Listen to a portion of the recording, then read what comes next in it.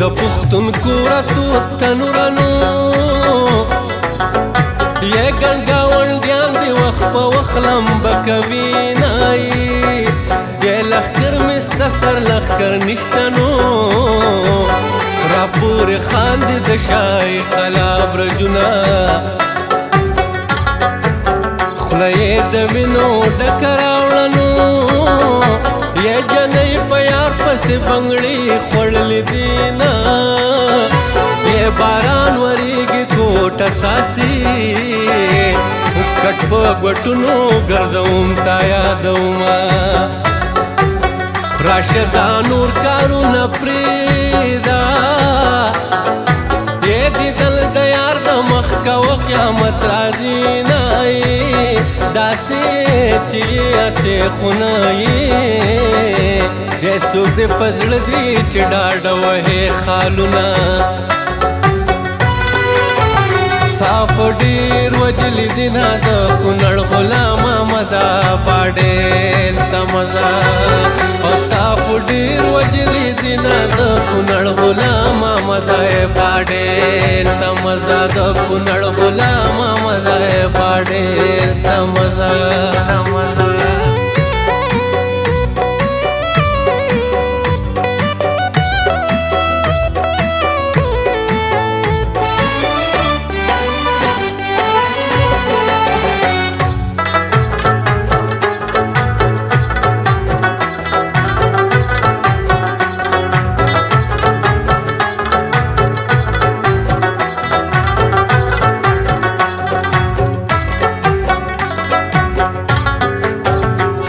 زما زړه ته کتلې زه به دا وچې شونډې ولې ګرځېدم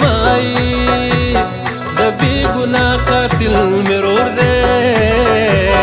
جرګه راغلې ماسوره کې ورکوي نه جنۍ مې ګل د لاسه نه اخلي نو یې ما مسافر ګڼي چې نن سبا به ځي که زه په هر مرض اخته شومه زه به خیرې د جانان سترګو ته کومه چې دې د سر تبۍ ټکېږي او پوه شه چې قبر ته دې زه ولاړه یمه دا رنګ دې زیړ را معلومېږي یا خدای دې زما په ګناه منیسه مینه روغلی ونې دا یې فرهاد مړ کو او خبر کله شیرینۍ دا روغلی ونې دا روغلی ونې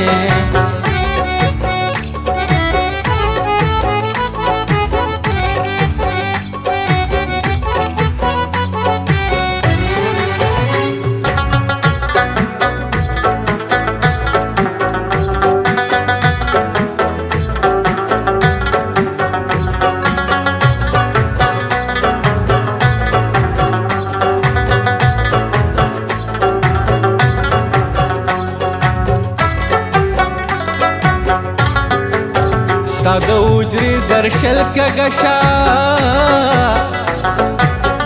زما د زړه ستنې کږې در پسې دي نایي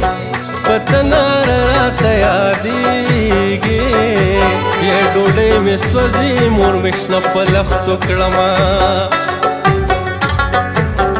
د دوو خوړونو اخوا یارانو